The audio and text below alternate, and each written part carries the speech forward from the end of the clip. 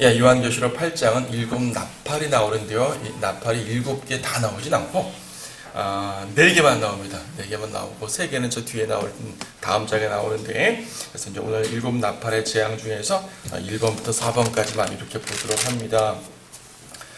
자, 계시록 8장 한번 쭉 읽겠습니다. 어린 양이 7째 봉인을 여실 때 하늘에 약 반 시간쯤 정적이 있더라. 그때 내가 보니 7 천사가 하나님 앞에 섰고 그들이 7 나팔을 받더라.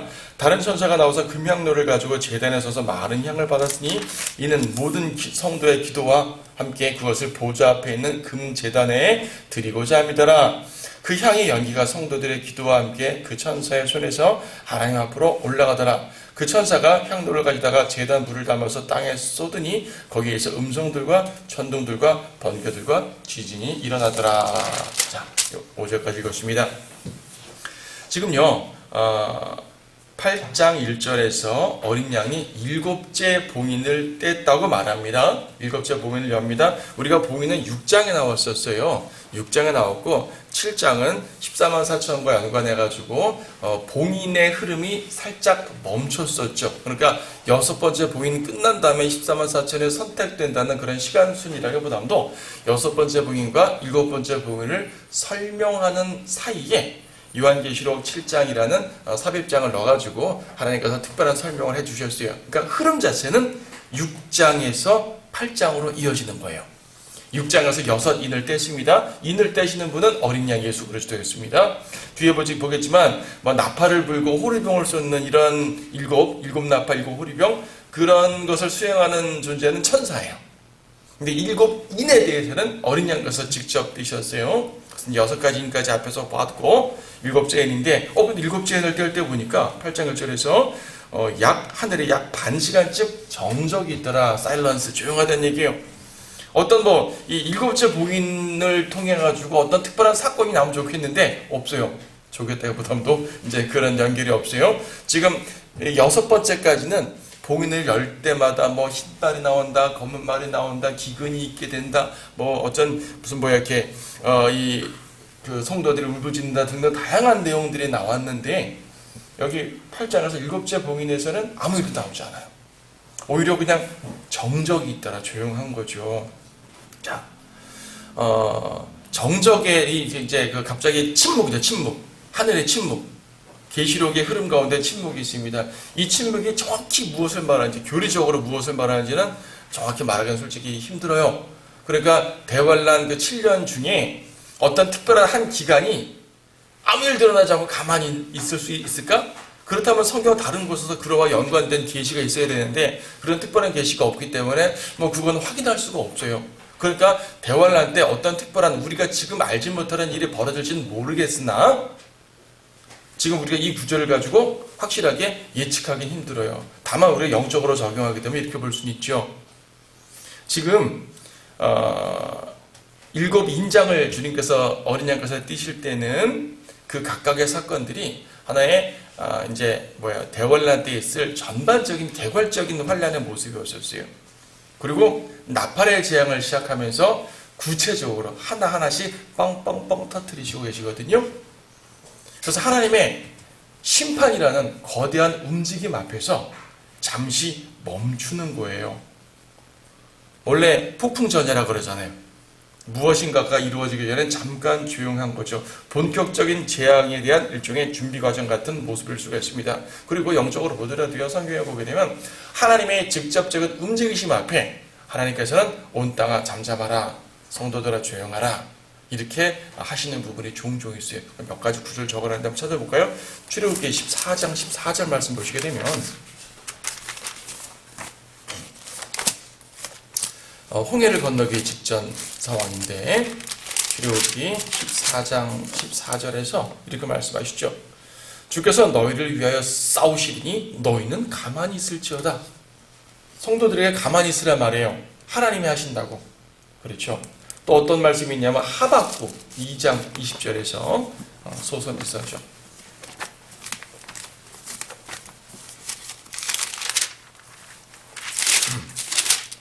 하박국 2장 20절에서도 그러나 주께서는 그의 거룩한 전에 계시니 온 땅은 그 앞에 잠잠할지니라 그랬어요.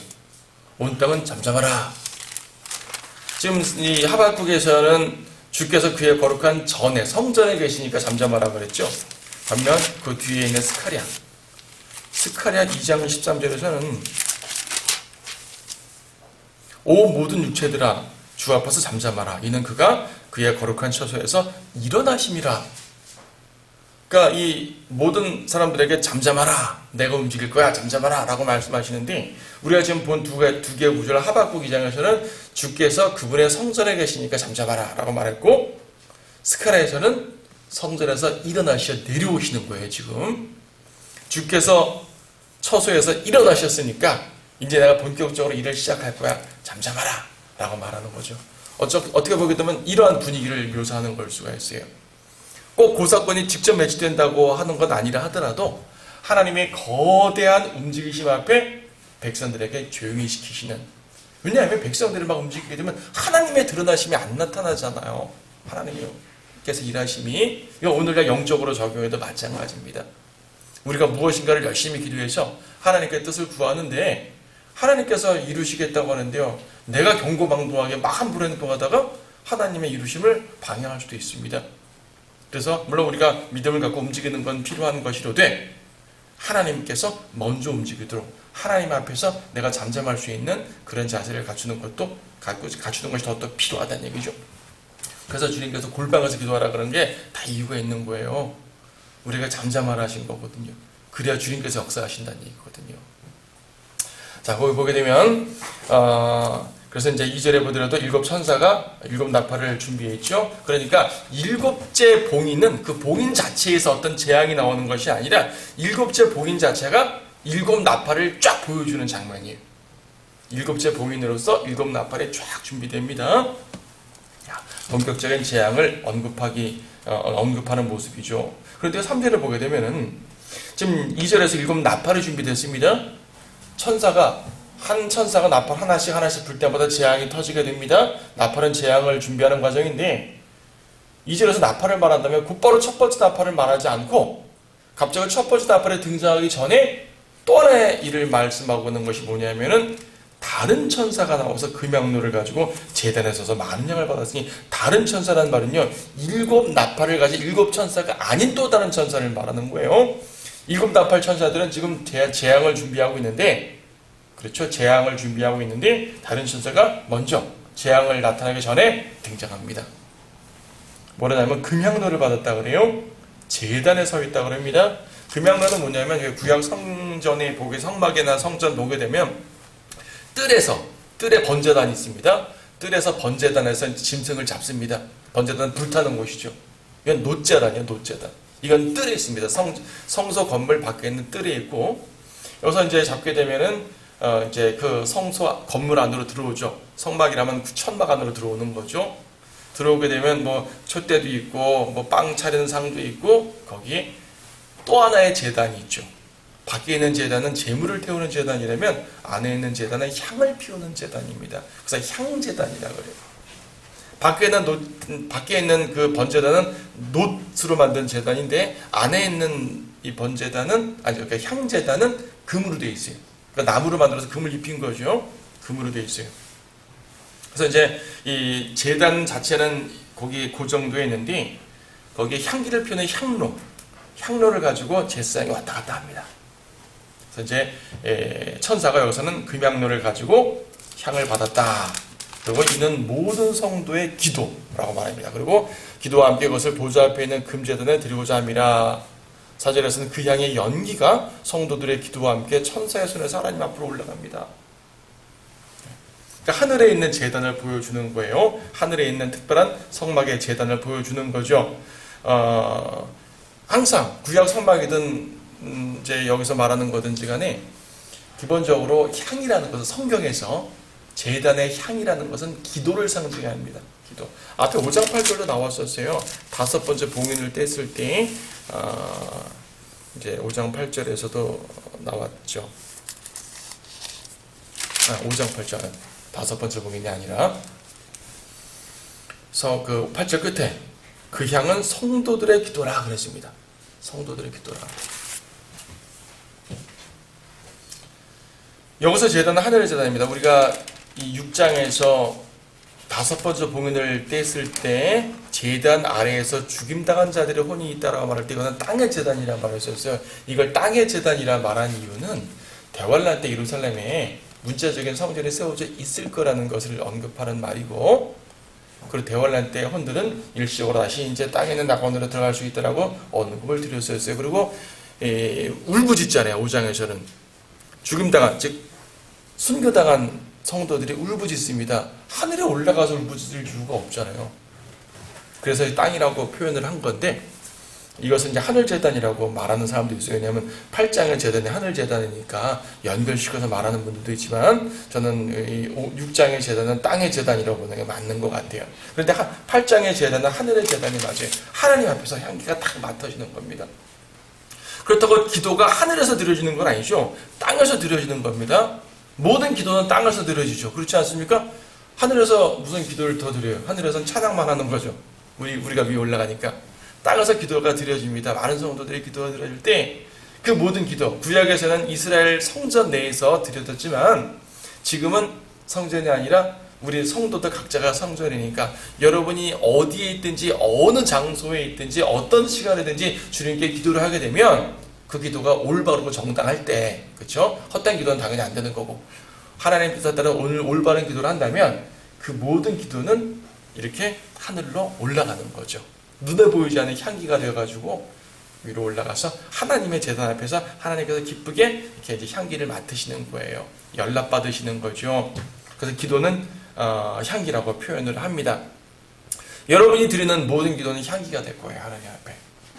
하지만 육신적인 기도는 안 됩니다. 하나님의 뜻을 거절하고 자기의 고집을 피우는 기도는 당연히 안 됩니다.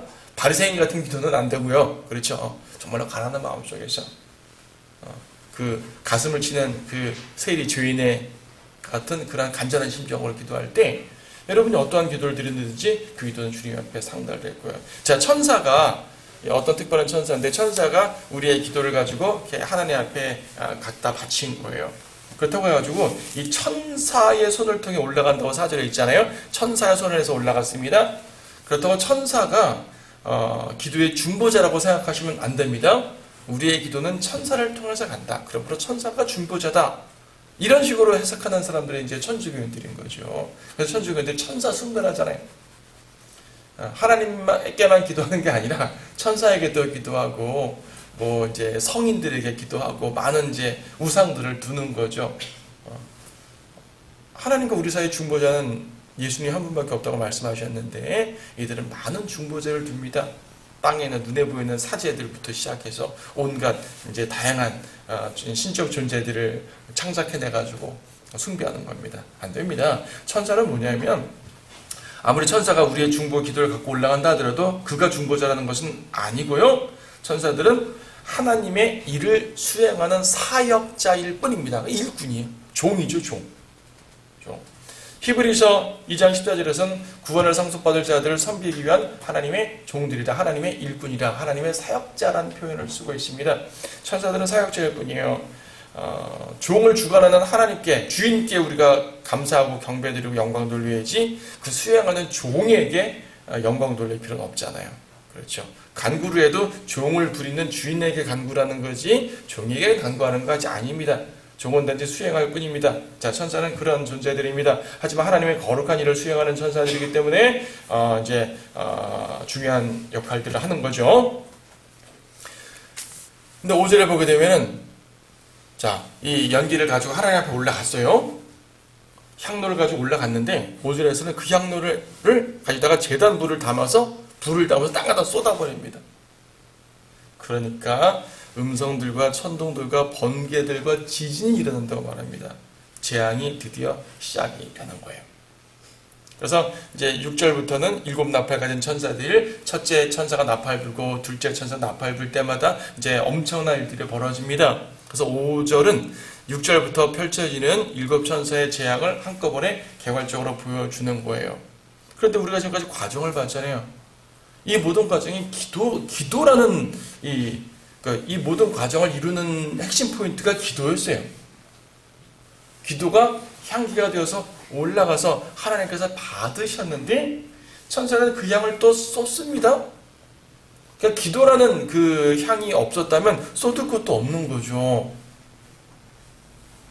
재앙은 하나님으로부터 내려오는 것이지만은 그 재앙을 이루는 과정에서 필수적으로 등장하는 것이 바로 기도란 얘기예요. 그럼 무슨 말입니까? 무슨 말이에요? 자, 기도라는 것이 심판을 이루는 하나의 포인트가 됩니다. 자, 우리가 기도할 때 하나님께서 들으시잖아요. 그러면 이 기도라는 것은요, 성도에게는 도움을 주는 겁니다. 하나님께서 들으시고 응답하시니까. 그런데 성도에게 도움을 주시는 그 응답이 죄인에게는 심판일 수가 있어요. 그렇죠? 성도를 높이시는 것은 죄인들을 낮추시는 겁니다. 그동안 성도를 괴롭혔던 모든 악인들, 그러니까 우리가 괴로움을 당할 때 기도하잖아요. 주여 이 괴로움을 빨리 해결해 주십시오 라고 하셨을 때, 그 기도를 들을 때 주님께서는 우리의 기도를 들으시고 괴로움을 해결해 줄 뿐만 아니라 우리를 괴롭게 했던 그 악인들을 멸하시고 심판하시고 책망하신다는 얘기죠. 여러분이 드리는 모든 기도 제목들이 전부 다 악인들을 멸해달라는 그런 복수의 기도는 당연히 아닐 것입니다. 일반적인 삶에 필요한 기도들도 물론 당연히 있겠죠. 근데 우리 성경에 보게 되면, 특히 구약 성경에 시편 같은 데 보게 되면 다윗이 악인들에 대해서 괴로워하는 기도를 꽤 많이 하잖아요. 이런 악인들을 멸해달라고 일종의 복수의 기도 같아요. 그렇죠? 그렇다고 우리가 복수를 하냐 마냐 이건 다른 차원이죠. 우리가 직접 복수하는 건 아니고, 너무나 괴로우면 주님께 주님 저 사람 좀 혼내주세요 라고 기도할 수도 있어요. 우리가 축복하라 그랬지 저주하라고 하지 않았습니다. 우리는 가능하면 축복해야 됩니다. 기도를 통해서도 축복해야 됩니다. 예, 맞아요. 가능하면 그 사람 저주하지 말고 축복하세요. 그럼 오히려 그 축복이 더 우리에게 쌓인단 말입니다. 그러나 여러분, 너무너무 못 견딜 때, 너무너무 힘들 때, 누군가가 나를 정말 괴롭힐 때 하소연하듯이 주님께 기도를 하고 아픔을 호소하게 되면 주님께서 그래 알았어 좀만 참아, 내가 혼내줄게 이러는 거죠. 어린아이가 다른 친구한테 괴롭힘 당하고 오게 되면 아빠나 엄마가 조금만 참아, 내가 혼내줄게 라고 말하지 않습니까?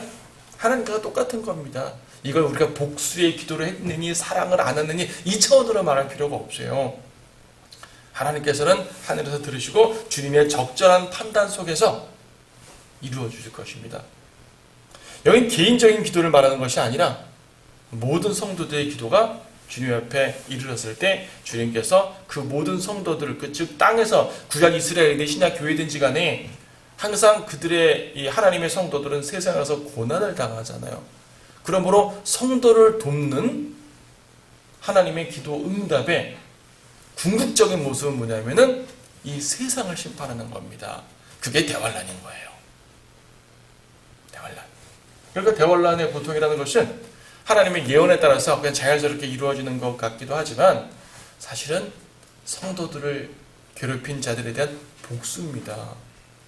구약 성경 보세요. 하나님께서 항상 이스라엘을 위해서 이방에게 복수하셨잖아요.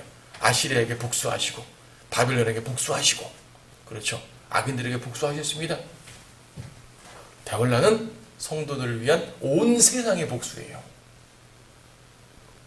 그래서 성도들의 기도가 등장하는 거죠. 물론 여기서 기도는 가장 직접적인 언급은 6장 10절에 있는 그 9절 10절에 있는 제단 아래 죽임당한 자들의 죽임당한 혼들, 그들이 울부짖으며 기도하는 것이 가장 직접적인 복수의 기도가 될 것입니다.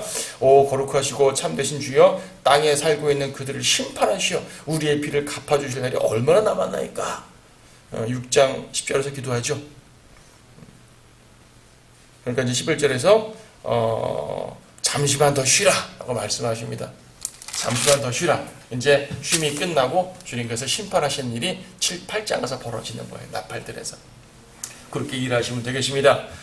직접적인 기도는 6장에 있는 그 죽임당한 순교자들의 기도지만 그들에게만 한정해 볼 것 없이 모든 성도들의 기도가 주님 앞에서 심판에 대한 판단으로 작용을 한다고 이해를 하시면 되겠습니다. 그래서 이제 일곱 나팔은 향로를 쏟음으로써 이루어지는 겁니다. 6절부터 일곱 나팔에 등장할 텐데 5절에서 향로를 쏟으면서 번개 지진들이 나타났다 그랬잖아요. 그래서 이제 그 모습이 구체적으로 보여주는 것이 일곱 나팔입니다. 6절부터 읽겠습니다. 그때 일곱 나팔을 가진 일곱 천사가 나팔을 불려고 준비하더라. 첫째 천사가 나팔을 부니 피가 섞인 우박과 불이 따르더라. 그것들이 땅에 쏟아지니 나무의 3분의 1이 타버리고 모든 푸른 풀도 타버리더라. 자, 첫 번째 나팔이 불려졌어요. 피가 섞인 우박과 불이 이제 막 나왔고요. 땅에 쏟아지니까 나무의 3분의 1이 타버리고 모든 푸른 풀도 타버렸다고 말합니다. 여기 보게 되면 계속 3분의 1, 3분의 1, 3분의 1이란 말을 꽤 많이 해요. 3분의 1, 지구상의 많은 것들의 3분의 1이 이제 멸망되는 그런 모습이죠. 피가 섞인 우박과 불. 우박과 불에 대해서 우리가 구약 성경에 종종 봤어요. 어디서 봤냐면 출애굽기 9장을 보게 되면 하나님께서 이집트를 치실 때 그때도 우박을 내렸잖아요. 우박과 함께 불이 내려온 거예요. 우박과 함께 천둥 번개가 치면서 막 여기저기 불났거든요. 자, 심판. 여호수아 10장에서도 이제 해와 달이 멈추는 그런 엄청난 전투에서도요 우박이 내려와가지고 하늘에서 돌덩이가 내려왔다고 표현하죠. 그들을 이제 원수들을 멸했다는 표현이 있습니다. 이것이 대환란 중에 정확히 어느 시점인지를 말하기 힘듭니다. 첫째 해에 있을까, 둘째 해에 있을까, 셋째 해에 있을까 정확하게 말하기 힘들지만 아마도 후 3년 반쯤에 있다고 여겨집니다. 왜냐하면 6장에서 제단 아래에 있는 혼들이 기도하니까 잠시만 쉬라 그러고 그 뒤에 이제 이루어 주시는 거니까 후 3년 반에 이루어질 엄청난 재앙들이라고 이해를 하시게 되면 큰 무리가 없을 것 같아요. 이것을 어떤 예언학자들은 계시록에 나와 있는 재앙들을 자꾸 교회 시대의 사건들과 연관시키려고 해요. 이단 종파들이 특히 그런 얘기들을 많이 하는데, 예를 들어가지고 땅의 3분의 1이 멸한다. 이거는 뭐 이렇게 이 공산주의가 시작돼가지고 지상의 3분의 1이 공산주의로 이렇게 흘러간 버린 거다. 혹은 이슬람, 온 땅에 지금 지구의 3분의 1이 이슬람교도예요. 엄청 많아요. 그렇게 먹어버린 것이다. 뭐 이런 식으로 이제 해석하는 분들이 종종 있고, 그 이후에 다양한 사건들이 벌어지게 되더라도 거기에 연관시켜요. 어느 동네에 엄청난 지진 붙었다. 적용시키죠. 몇 년 전에 그리스에 산불이 나가지고 그리스 땅에 그리스 국토의 한 3분의 1인가 반 정도가 다 불타버렸다 그랬어요. 그 사건이다. 이런 식으로 사람들은 적용하기 좋아하는데, 이런 걸 보면서 경고를 받을 수는 있겠지만 아닙니다. 이건 교회 시대 사건이 아니에요. 대환란 때 벌어질 사건들이에요. 대환란 때 문자적으로 이루어질 것입니다.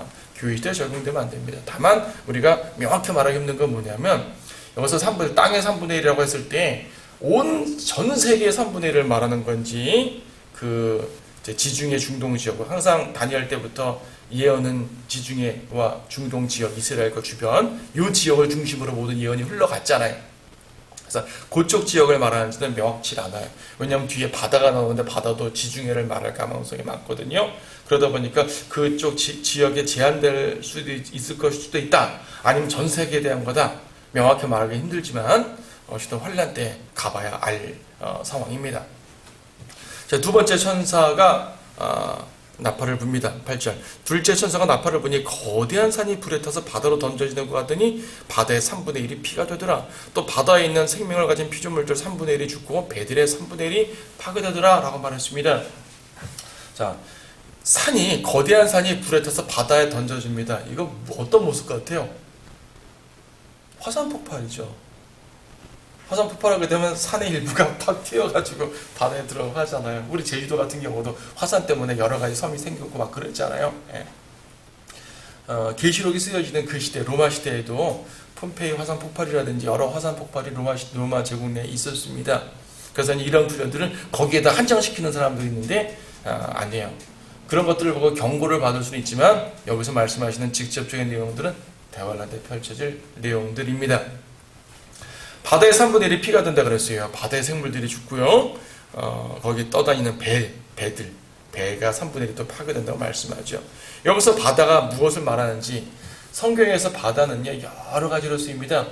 저 하늘의 유리바다를 바다라고 묘사한 경우도 있고요.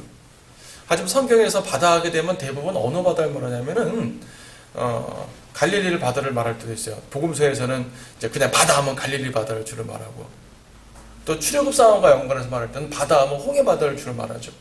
홍해 바다.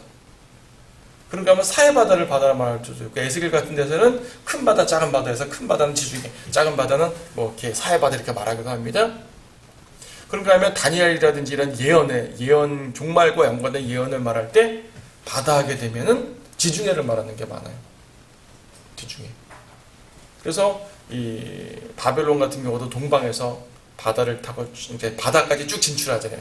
강을 타고 가서 바다까지 진출하고, 아시리아도 그렇고, 로마나 그리스는 바다에서 시작된 나라들이고, 그렇죠. 그래서 이제 예언에서 바다 하면 지중해를 말하는 가망성이 많고요. 여기 계시록에서도요, 13장 같은 경우에, 계시록 13장, 내가 바닷가 모래 위에 서서 보니 한 짐승이 바다에서 올라온다고 합니다. 7머리와 10뿔을 가졌단 말이에요. 이거 13장 공부할 때 다시 보겠지만 적그리스도를 말하는 거거든요. 적그리스도가 바다의 배경을 가졌습니다. 이 바다는 지중해를 말합니다. 그러니까 지중해 국가들, 유럽 국가들, 유럽과 북아프리카를 포함하는, 또 동쪽 아시아를 포함하는 그 지중해 주변 국가들과 연관된 배경을 갖고 있어요. 그러니까 바다라 말하면은 지중해를 말할 가망성이 가장 크죠.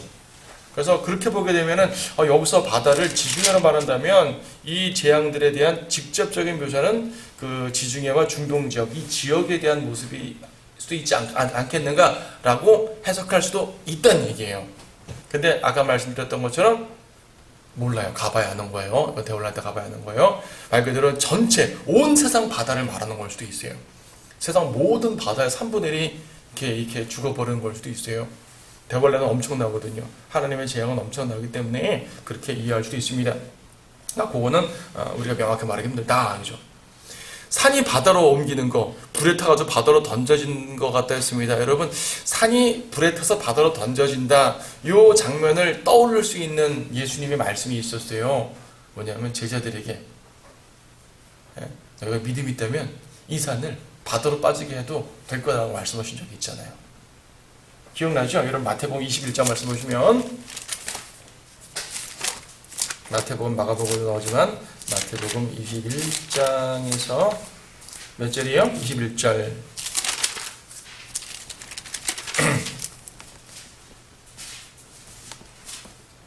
예수께서 대답하여 그들에게 말씀하시기를 진실로 내가 너희에게 말하노니 너희에게 믿음이 있고 의심하지 않으면 이 무화과 나무에 일어났던 일을 할 뿐만 아니라 이 산대로 옮겨져 바다에 빠지라고 말하여도 그렇게 되리라.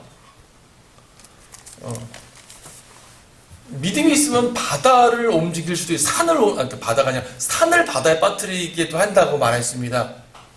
근데 사도행전 시대라든지 이런 초기 사도들의 시대에 산이 옮겨졌다는 얘기는 들은 적이 없죠. 주님께서는 믿음의 기도가 이렇게 엄청나다라는 개괄적인 말일 수도 있어요. 여러분 영적으로는 그렇게 적용하면 돼요. 여러분 영적으로 기도의 능력을 적용할 때 실질적으로 우리 집 앞산에 없어지게 해달라고 기도할 필요는 없잖아요. 그렇잖아요. 그리고 역사상 그런 기도가 응답됐다는 말은 없죠. 간혹가다 그런 말 하는 사람이 있습니다. 정말 우리 집 앞산을 없애달라고 기도했더니 갑자기 공사가 시작해서 산이 없어졌습니다. 이런 간증하는 사람 정말 가끔 듣지만은 그런 건 극히 예외인 것이고, 아무리 믿음이 충만하다 하더라도 이 산아 바다에 빠지라 이렇게 된 경우는 역사상 없었어요. 그래서 이것은 그냥 기도의 능력을 말하는 개괄적인 말씀이야 라고 이해할 수 있지만, 계시록과 연관해 보니까 문자적으로 이루어질 수 있네요. 대환란 때 일어날 수 있는 특별한 묘사들이었었습니다. 그러니까 주님께서 말씀하신 것은 1차적으로는 기도의 능력을 말하는 거지만 2차적으로는 대환란에 대한 예언이기도 했다는 사실이에요. 대환란 때 정말로 여러분이 상상할 수 없는 엄청난 일들이 벌어질 겁니다. 여러분 지금도 그러잖아요. 20년 전만 해도 10년 전만 해도 감히 상상할 수 없는 일들이 막 벌어졌어요. 그렇죠? 몇 년 전만 해도 그런 일이 어떻게 벌어져? 벌어진단 말입니다. 대환란 때가 보게 되면은 계시록 사건들이 진짜 문자적으로 다 벌어지니 수많은 무천년주의자들은 이거 문자도 적용 아니야? 이거 그냥 상징이야? 그때 가가지고 문제도 적용되는 것들이었네 라고 볼만한 것들이 많이 생긴단 말입니다. 자, 이제 1세기에 기록된 이 성경이 당시에는 보이지 않는 것들을 당시의 언어로 기록하다 보니까 다소 이해하지 못하는 것도 있을 수 있지만 하나님께서는 그것을 점점점 계시로 명확하게 알게 해주신다는 말입니다. 물이 피가 됩니다. 물이 피가 됩니다. 이런 것들도 물이 피가 되는 것은 지금 나일강 이후의 두 번째 사건이에요. 예수님께서 물을 포도주로 만들어 주신 적이 있지만 물을 직접 피로 만들어 주신 것은 대환란 때 벌어지는 거죠. 그래서 출애굽 때의 사건들은 대부분 대환란의 예표가 된다고 또 여러분 이해를 해야 돼요. 자, 세 번째 천사가 또 나팔을 붑니다. 10절 셋째 천사가 나팔을 부니 하늘에서 등불처럼 타는 큰 별이 떨어졌는데 그것이 강들의 3분의 1과 물들의 원천에 떨어지더라. 그 별의 이름은 쑥이라 하고 물의 3분의 1이 쑥이 되니 그 물이 쓰게 됨을 인하여 많은 사람이 그 물로 죽더라. 자, 물이 쓰게 됩니다. 쓴 물. 등불처럼 타는 큰 별. 이제 보통 성경의 별은 천사를 말합니다. 그러니까 천사를 통해 심판을 이루신다는 말씀이죠. 이번엔 물을 치는데 앞에서는 바다를 산과 바다를 치셨고 셋째 천사는 이제 강과 물의 수원지, 호수 이런 것들을 말하죠. 이런 모든 바다가 아닌 나머지 물들을 치는데 물을 쓰게 만듭니다. 쑥. 성경에 쑥이라는 표현이 종종 나옵니다. 쑥이라는 표현들은요. 이스라엘의 고난을 말할 때 쑥이라는 표현 종종 썼어요. 여러분 거기 몇 개 인용해놨죠. 예레미야 9장 15절 말씀 보시게 되면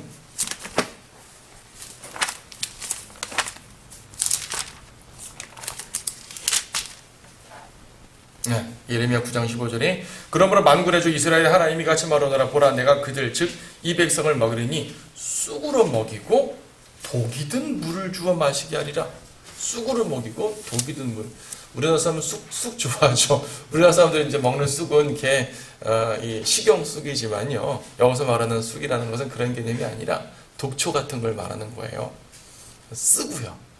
먹을 수 없고. 출애굽 때 그런 일이 한 번 있었습니다. 출애굽기 15장 보게 되면은 마라라는 지역이 왔는데 그곳에 물이 너무 써서 못 먹었어요. 그때 하나님께서 모세에게 나무까지 하나를 던져라 그랬더니 물이 달게 돼서 물을 마시게 되는 그런 기적이 있었죠. 마라의 쓴 물을 달게 하신 주님입니다. 대환란 때 다 물이 써버리니까 바다는 이미 이렇게 재앙을 심판당했고 또 물도 강물이나 이런 것들도 문제가 생겨요. 근데 모든 강물이 아니라 3분의 1이니까 나머지 괜찮은 물도 있겠죠. 물값이 엄청 비싸지겠죠. 여러분 강의 3분의 1이 망가지게 되면 그건 살기 힘듭니다. 우리나라만 하더라도 뭐 이렇게 녹조 현상이 일어난다 뭐 한다 해가지고 강이 오염되니까 얼마나 힘듭니까? 3분의 1이 망가져요. 그건 나라에 식수에 문제가 생기는 거예요. 여러분 아프리카 같은 데 보게 되면 가끔 이제 아프리카 가난한 사람들 돌보자는 그런 영상들 보게 되면 거기 어린아이들이 흙탕물을 마셔요. 먹는 물이 없으니까 멀리까지 가서 물을 뜨는데 흙탕물을 뜨는 거예요. 그리고 그 물을 갖고 먹어요, 실제로. 그 물을 어떻게 먹습니까? 근데 그렇게 먹고 살아요. 그러니까 질병이 없겠어요? 엄청 질병이 생기는 거죠. 근데 먹을 게 없으니까 그렇게 사는 겁니다. 그런 일들이 대환란 때는 엄청 벌어진다는 얘기죠. 그래서 많은 사람이 죽게 된다고 말하지 않습니까? 근데 우리가 14만 4천 7장에서 봤습니다. 이 14만 4천들이 단지 구원받는 사람이 아니라 이들은 적그리스도 앞에서 예언하고 책망하고 또 사람들에게 하나님의 말씀 전파하고 이런 사람들이거든요. 우리 지난 시간에 마가복음 16절 말씀 봤죠. 마가복음 16절 말씀 보게 되면 어떤 독을 마셔도 해함을 입지 않는다고 말씀했습니다. 그들이 이 쑥이 떨어진 이 독초 같은 그런 물을 마셔도 해함받지 않게 보호하셔요. 마치 마라의 쓴 물을 달게 하셔서 성도들을 보호하셨듯이 대환란 때에도 그분의 택한 성도들은 보호하실 것입니다. 이걸 가지고 이제 여러분들이 대환란에 아무것도 보호받을 거니까 걱정하지 마십시오. 이렇게 설교하는 분들이 많아요. 우리가 대환란에 들어갈 거라고 생각을 하는 거죠. 교회가 대환란에 들어간다고 생각하는 분들은 이런 구절들을 가지고 여러분 견딜 수 있게 도와주실 것입니다 라고 설교합니다. 하지만 우린 대환란에 들어가지 않아요. 이건 우리가 휴가단 다음에 펼쳐질 일들입니다. 우리하고 관계없습니다. 그러나 우리는 우리하고 관계없다고 공부하지 않으면 안 돼요. 공부해서 그때 엄청난 것들을 우리가 알고 이런 것들을 지금 현재 죄인들에게 경고해야 돼요. 대환란 때 구원받는 사람도 분명히 있어요. 하지만 지난 시간에 말씀드렸던 것처럼 대환란 때 구원받는 사람들은 지금 현재 구원받지 않은 사람들입니다. 구원받지 않으니까 대환란에 남게 되고 그때 가서 겨우겨우 부랴부랴 구원받는 것이 있거든요. 이런 엄청난 고난 속에서 구원받는 거예요. 그 전에 구원받아야죠. 그 전에. 그래서 우리가 복음을 전하는 것입니다. 여러분 주변에 사랑하는 분들이 대환란에 남지 않도록 복음 전하는 겁니다. 자, 네 번째 천사가 나팔을 붑니다. 12절 넷째 천사가 나팔을 부니 해 3분의 1과 달 3분의 1과 별들의 3분의 1이 강탈을 당하여 그것들의 3분의 1이 어두워지니 낮이 그 3분의 1 동안 비치지 못하고 또 밤도 마찬가지니라. 자, 하늘의 현상들까지도 이제 뒤틀리는 일이 벌어지게 됩니다. 출애굽기 10장에 보게 되면 이집트에서 3일 동안 흑암이 있었죠. 더더울 만한 흑암이라 그랬었습니다. 깜깜해서 아무것도 못했죠. 예수님께 십자가 달리셨을 때도 3시간 동안 온 땅에 흑암이 있었습니다. 자, 흑암 3분의 1 동안 낮에 3분의 1, 밤에 3분의 1 동안 어두워진다고 말씀하는 거죠. 그래서 이제 흑암도 출애굽 사건인데 출애굽 사건은 제레미야의 표현을 다시 한번 보게 됩니다. 그래서 이제 넷째 천사까지 끝났어요. 근데 13절 보니까 내가 보고 들으니 하늘 한가운데로 날아가는 한 천사가 그 또 다른 천사가 나오죠. 큰 음성으로 말하기를 땅에 사는 자들에게 화했으리라 화했으리라 화했으리라. 왜 3번 화했으리라 말했냐면 지금 넷째 천사까지 말했잖아요. 넷째 나팔까지 끝났습니다. 나머지 나팔 몇 개 남았죠? 5째, 6째, 7째 3번 남았습니다. 근데 나머지 3 나팔이 더 큰 거예요. 앞에 4개는 개괄적입니다. 물론 이것도 크죠. 바다의 3분의 1이 파괴되는데 얼마나 크겠어요? 물의 3분의 1이 파괴되는데 얼마나 크겠어요? 엄청 큰 겁니다. 그런데 앞으로 등장할 3 나팔이 더 크다고 말씀합니다. 그래서 이는 3 천사가 이제 불려고 하는 다른 나팔 소리 때문이라 앞으로 3 천사의 나팔 소리 때문에 화했으리라 화했으리라 화했으리라 3번 말이에요. 그래서 뒤에 이제 다음 주에 9장 보겠지만 첫 번째 화가 지나가고 두 번째 화가 오고 세 번째 화가 오고 이 3 나팔을 가지고 특별하게 저주라고 말하고 있는 겁니다. 엄청난 것이 벌어지는 거죠. 여기 이제 특별한 표현 중에 하나가 여기 천사가 나오죠. 13절에 천사가 하늘을 날아가면서 큰 음성으로 선포합니다. 개혁성경에는 천사라고 되어 있지 않고 독수리라고 되어 있어요. 개혁성경에는 하늘 한가운데로 날아가는 독수리가 큰 음성으로 말하기 이런 식으로 되어 있습니다. 개혁성경뿐 아니라 이제 킹제임스 반대편에 있는 모든 성경들 다 그렇게 되어 있어요. 헬라어가 그래요. 헬라어가 킹제임스 헬라어, 그러니까 표준어만.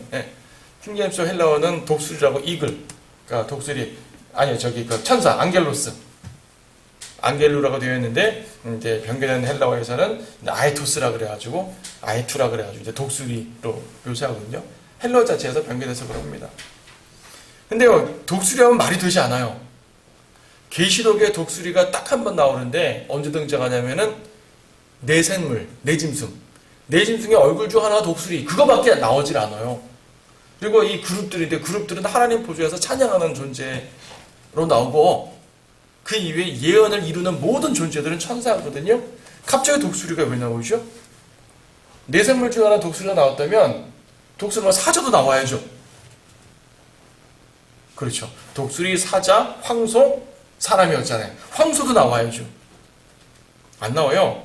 나팔을 불든지 호리병을 쏟든지 하여튼 이 선포하든지 모든 계시록에서 예언을 이루는 존재는 천사입니다. 그 때문에 천사라고 해서 말이 맞는 거지. 교리적으로도 천사가 말이 맞지. 독수리는 말이 맞질 않아요. 그래서 이제 독수리로 바꿔서 번역한 것은 이건 잘못된 번역이고 변개된 성경에 옳지 않은 겁니다.